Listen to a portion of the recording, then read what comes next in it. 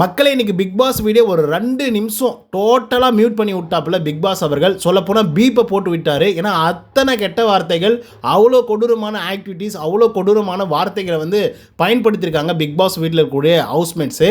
And குறிப்பாக சொல்லணும் அப்படின்னு பார்த்தீங்கன்னா, அரோரா சிங்குலர் அவர்கள் வந்து ஆபாசமான ஒரு சிம்பிளை காமிச்சாங்க அப்படின்னு சொல்லி ஒரு பெரிய அக்யூசியேஷன் திவாகர் அவர்கள் வந்து வச்சுருந்தாங்க. ஸோ அதுக்கான ஒரு எக்ஸ்ப்ளனேஷன் இன்னைக்கு வந்து கிடைச்சிருக்கு.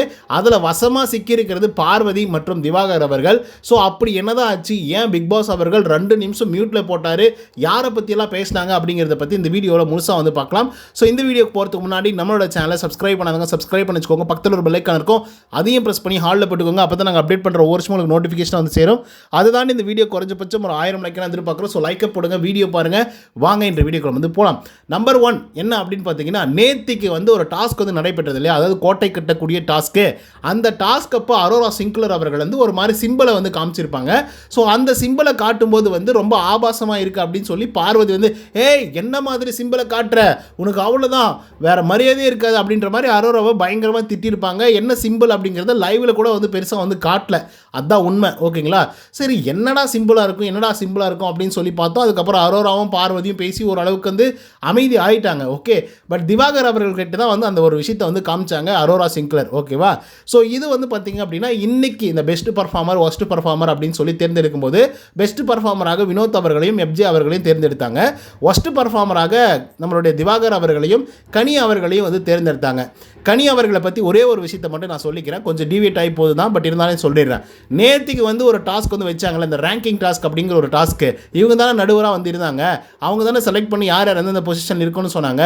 அப்போ நிறைய பேர் கேள்வி கேட்கும்போது இது ஒரு டாஸ்க் தான், அதுக்கு ஏன் இப்படிலாம் பதறீங்க அப்படின்னு சொல்லி கேட்டிருப்பாங்க.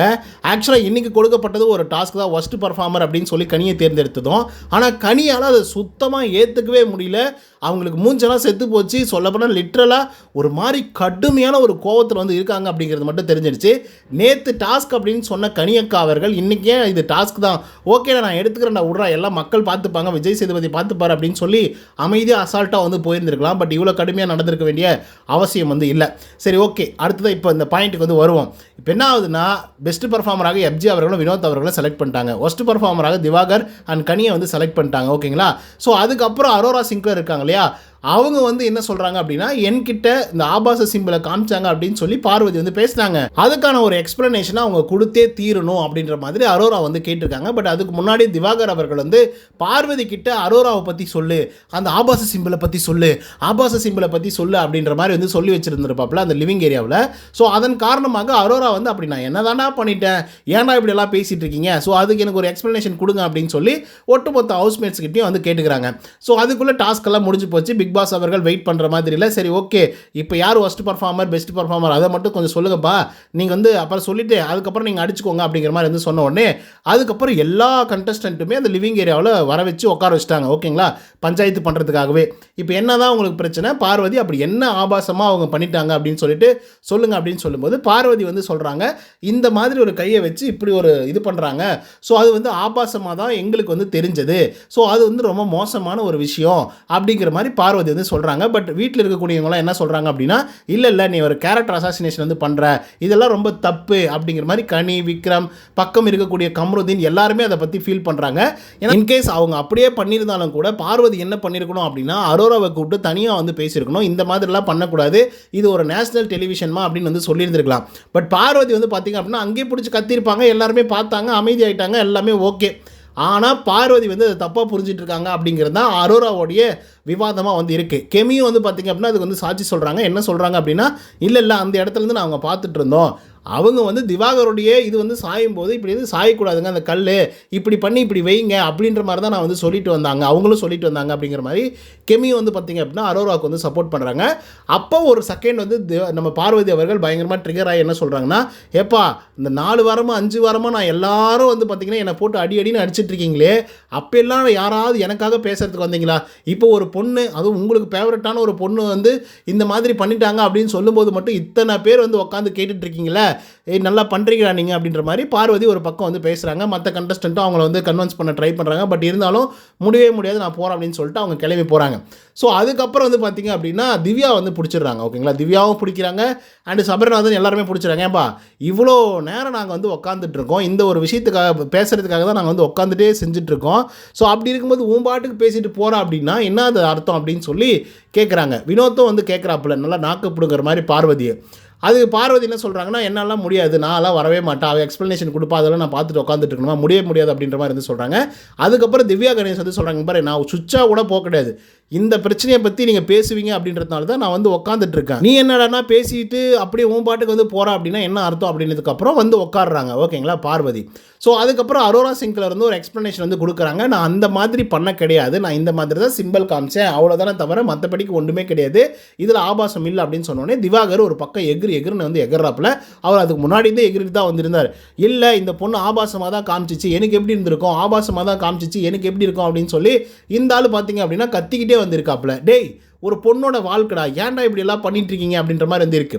ஒரு பக்கம் பார்வதி அவங்க எக்ஸ்ப்ளனேஷன் கொடுத்துட்டாங்க. அரோரா சிங்கில் இருந்து என்ன சொன்னாங்கன்னா, இல்லை நான் வந்து இப்படி வந்து கட்டுங்க, இந்த மாதிரி வைங்க அப்படின்ற மாதிரி தான் நான் சொன்னேனே தவிர இதில் ஆபாச சிம்பிள் காட்டுற அளவுக்குலாம் நான் எதுவுமே பண்ணலப்பா சுவாமி அப்படின்னு சொல்லி அவங்க சொல்கிறாங்க.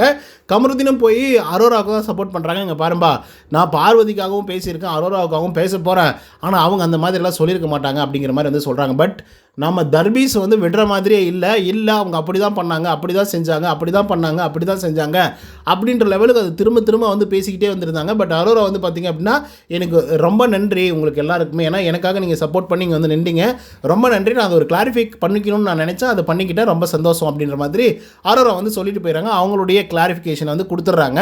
அதுக்கப்புறம் பார்வதி கோவப்பட்டு கிளம்பி போயிடறாங்க. அடே எனக்கெல்லாம் ஒன்று நடக்கும்போது எவனுமே வரல, ஆனால் இன்றைக்கி வந்து உடனே அந்த பொண்ணுக்காக வரீங்க, கேரக்டர் அசாசினேஷன் வந்து பண்ணுறீங்க, ஒரு சாதாரணமாக சொன்ன விஷயத்தை வந்து கேரக்டர் அசாசினேஷன் பண்ணுறீங்க அப்படின்ற மாதிரிலாம் சொல்லி எனக்கு ஒரு முத்திரை குத்து பார்க்குறீங்களா, கிளம்புங்க அப்படின்னு சொல்லி இவங்க வெளியே போயிட்டாங்க கார்டன் ஏரியாவுக்கு. ஸோ அதுக்கப்புறம் நம்ம எப்ஜே இருக்கார்ல, அந்த ஆள் என்ன பண்ணார் அப்படின்னா, அரோரா மற்ற பசங்கள்லாம் நிப்பாட்டி, பெண்கள்லாம் நிப்பாட்டி, இங்கே பாருமா தாய்ங்கள, அதாவது தர்பீஸ் வந்து இருக்காப்புல, அவர் கூப்பிட்டு உங்ககிட்ட வந்து சில விஷயத்தை வந்து பேசுகிறாரு, இல்லை ரீல்ஸ் பண்ண கூப்பிட்றாரு, இல்லை ஏதாவது ஒரு வேறு மாதிரி விதத்தில் வந்து பேசுகிறாரு அப்படின்னா அப்பயே நீங்கள் ஸ்டாப் பண்ணுங்கள். ஸ்டாப் பண்ணுறதை விட்டுட்டு நீங்கள் என்கரேஜ் பண்ணுற மாதிரி சில வேலைகளை வந்து பண்ணிடுறீங்க, அது எங்கே வந்து நிற்கிது பார்த்தீங்களா, ஸோ இதுக்கப்புறம் அந்த மாதிரிலாம் பண்ணாதீங்க அப்படின்னு சொல்லி எப்ஜேஸ் கரெக்டாக சொன்னான் அந்த ஆள். ஓகேங்களா, அவன் மேலே எனக்கு நிறைய விமர்சனங்கள் இருக்குது, ஆனால் அந்த விஷயத்தை கரெக்டாக சொன்னாப்புல. ஏன்னா ஒரு பெண்கள் வந்து ஒரு பவுண்ட்ரி செட் பண்ணிட்டா ஆண்கள் அதை தாண்டி வரக்கூடாது. ஓகேங்களா, வரவும் மாட்டான், ஏன்னா அந்த பவுண்ட்ரி செட் பண்ணணும் நீங்கள் ஃபஸ்ட்டு. ஸோ அது ரொம்ப முக்கியம். ஏன்னா நான் வந்து எல்லா பெண்களும் அதாவது பவுண்ட்ரி செட் பண்ணால் தான் அவங்க வந்து வராமல் இருப்பாங்களா அப்படின்னு கேட்காதீங்க. ஸோ நான் சொல்கிறது இப்படிப்பட்ட ஆட்கள், அதாவது திவாகரி போல் ஆட்கள் வந்து இருக்காங்க இல்லையா, ஸோ அந்த ஆட்களுக்கு நீங்கள் பவுண்ட்ரி செட் பண்ணிவிடுங்க. இது ஒத்து வராது, இது வேலைக்கு ஆகாது, தயவு செய்து வெளியே போய் நில்றா வேணா அப்படின்னு சொல்லிட்டீங்கன்னா மட்டும்தான் அந்த ஆள் கிட்ட வராமல் இருப்பான். ஸோ அந்த ஒரு விஷயத்தை தான் எப்ஜே அவர்கள் வந்து சொல்கிறாப்புல. அதுக்கு வந்து பார்த்திங்க அப்படின்னா திவாகர் இஷ்டத்துக்கு பேசுகிறாப்புல லிட்டரலாக ஒரு 2 மினிட்ஸ் வந்து பார்த்திங்கன்னா மொத்த மைக்கும் மியூட்டுங்க, எதுவுமே காதில் வந்து கேட்கல. அதுக்கப்புறமா ஒரு கான்வர்சேஷன், என்ன கான்வர்சேஷன்னா, திவாகர்கிட்ட திவ்யா வந்து பேசிகிட்டு இருக்காங்க. அப்போ என்ன சொல்கிறாருன்னா நம்மளோட திவாகர் அவர்கள், இல்லை இவன் மட்டும் என்ன ஓகிமா, இவன் மட்டும் என்ன இதுவா, என்ன வந்து இந்த ஆளுங்க கூடலாம் சேர்ந்துக்கிட்டு நீங்கள் ரீல்ஸ் எல்லாம் பண்ணாதீங்க, ரொம்ப இடம் கொடுக்காதீங்க அப்படின்லாம் வந்து பேசிகிட்டு இருக்கான். என்ன இவன் மட்டும் ஓகிமா, இவன் பண்ண விஷயங்கள்லாம் பரவாயில்லையா அப்படின்ற மாதிரி திவாகர் பேசும்போது அதுக்கு திவ்யா வந்து சொல்கிறாங்க. அப்போ தான் கன்ஃபர்மேஷன் வந்து ஆகுது, பழைய ஆட்களை பற்றியெல்லாம் இவர் பேசியிருக்காரு அப்படின்னு சொல்லி. புரியுதுங்களா, என்ன சொல்கிறாங்க அப்படின்னா, திவ்யா இப்போ என்ன பிரச்சனையோ அதை பற்றி பேசுங்க, ஆல்ரெடி வெளியே போன ஆட்களை பற்றியெல்லாம் பேசாதீங்க, கெட்ட வார்த்தைகளை பயன்படுத்தாதீங்க, கடுமையாக வந்து யூஸ் பண்ணாதீங்க, பேசாதீங்க அப்படின்ற மாதிரி திவ்யா சொன்னதுக்கப்புறம் தான் இவங்க எக்ஸ் கண்டஸ்டண்ட்டை பற்றியெல்லாம் கூட நிறைய பேசியிருக்காங்க. என்ன பேசியிருப்பாங்க, மிஞ்சி போனால் எப்ஜேவை பற்றி, அதுக்கப்புறம் ஆதிரை பற்றி வந்து பேசியிருப்பாப்புல இந்த திவாகரை ஏதாவது ஒன்று சொல்லிட்டோம் அப்படின்னா அந்த ஆளுக்கு வந்து சுத்தமாக ஆகிறதே இல்லை. இதுக்கிடையில் வந்து நம்ம அரோரா வந்து என்ன பண்ணிடுறாங்க அப்படின்னா, இவர் கூட தான் வந்து அந்த புறம் அப்படிங்கிற சில வார்த்தைகளாக பயன்படுத்தினார் அப்படின்னு சொல்லும்போது அதுக்கு பயங்கரமாக கோவப்பட்டிருப்பார். ஏமா அது ஒன்றும் கெட்ட வார்த்தை இல்லைம்மா, அது ஒன்றும் தப்பான வார்த்தை இல்லைம்மா, அந்த புறம் அப்படிங்கிறதுல தப்பான வார்த்தை இல்லை அப்படின்னு சொல்லி இந்த ஆள் வந்து சொல்லிட்டு இருக்காப்புல. ஸோ இந்த பிரச்சனை இப்படி வந்து ஓடிட்டுருக்கு. ஒரு பக்கம் பார்வதி எழுந்து கிளம்பி போயிட்டாங்க. திவாகர் வந்து பார்த்திங்க அப்படின்னா கெட்ட வார்த்தைகள் வந்து பயன்படுத்துகிறாரு. எப்ஜே அவர்களை வந்து பிடிச்சி போலன்னு பொழக்கிற அளவுக்கு திட்டி விட்டுட்டுருக்காரு. ஆனால் எப்ஜே கிளியராக வந்து பார்த்திங்க அப்படின்னா சொல்லிட்டாப்புல, இதுக்கப்புறம் எந்த பெண்களும் இந்த ஆள் வந்து ரொம்ப மோசமாக நடந்துக்கிட்டார் அப்படின்னா அதுக்கு நீங்கள் இடம் கொடுக்காதீங்க, கொடுத்தீங்க அப்படின்னா என்ன பிரச்சனைனாலும் நீங்கள் வந்து சால்வ் பண்ணிக்கோங்க அப்படின்ற மாதிரி வந்து சொல்லிட்டாரு. இது கரெக்டான ஒரு விஷயம். கண்டிப்பாக இது ஒரு சென்சிட்டிவான ஒரு விஷயம். இந்த சென்சிட்டிவான விஷயத்தில் பார்வதி இப்படி வந்து ரியாக்ஷன்ஸ் வந்து கொடுத்துருக்கூடாது. பட் அவங்க வந்து நான் பேசி முடிச்சிட்டா அப்படிங்கிற மாதிரி வந்து சொல்லியிருந்தாங்க. ஆனால் அரோரா வந்து அதை டிக்ளைன் பண்ணியிருந்தாங்க. இல்லை, அவங்க பேசியெல்லாம் முடிக்கல, எல்லோரும் முன்னாடி பேசினாங்க, அதனால் எல்லோரும் முன்னாடி அதை பற்றி கிளாரிஃபிகேஷன் கொடுக்கணும் அப்படின்னு சொல்லி நான் நினச்சேன். ஆனால் என்னால் கொடுக்க முடியாது அப்படின்னு வந்து சொல்லிட்டாங்க அப்படிங்கிற மாதிரி அரோராவும் வந்து சொல்லியிருந்தாங்க. பட் இது வந்து பார்த்திங்கன்னா பேசிக்காக ரொம்ப சென்சிட்டிவான ஒரு விஷயத்தை கையில் எடுத்திருக்காங்க பார்வதி. அண்ட் இன்னொரு முக்கியமான விஷயம் என்ன அப்படின்னு பார்த்தீங்கன்னா, பார்வதி பண்ணது தப்பு தான், அதுக்காக மற்ற கண்டஸ்டன்ட்டுங்கெல்லாம் சரியாக தான் இருக்காங்க அப்படின்றதையும் நான் சொல்ல மாட்டேன். ஏன்னா பார்வதிக்கு இதே மாதிரி நிறைய விஷயங்கள் வந்து நடக்கும்போது கூட யாருமே எட்டி இறங்கி வந்து பார்க்கவே கிடையாது. பார்வதி சொன்னால் தப்பு தான் அப்படின்றதுல எல்லாருமே கான்சியஸாக வந்து இருப்பாங்க. யாருமே பார்வதி ஒரு சில நேரத்திலேயே கரெக்டாக இருப்பாங்க அப்படின்னு சொல்லி ஒரு சில நேரங்களில் கூட அவங்களுக்காக அவங்க யாருமே நின்றதே கிடையாது, கமருதீனை தவிர, திவாகரை தவிர. ஸோ அப்படிப்பட்ட ஆட்கள் தான் உள்ளே இருக்காங்க. பட் பார்வதி பண்ணுறது ஒரு பெரிய தப்பு. ஸோ அந்த மாதிரி வந்து விஷயங்களை வந்து பண்ணியிருக்கக்கூடாது. அரோரா ஒரு வேளை பண்ணியிருந்தாங்க அப்படின்னா கண்டிப்பாக விஜய் சேதுபதி வந்து கேட்பாப்பில். ஸோ இதை பற்றி உங்களோட கருத்துக்கள் என்ன அப்படிங்கிறத கமெண்ட்ஸில் சொல்லுங்கள். நன்றி, வணக்கம்.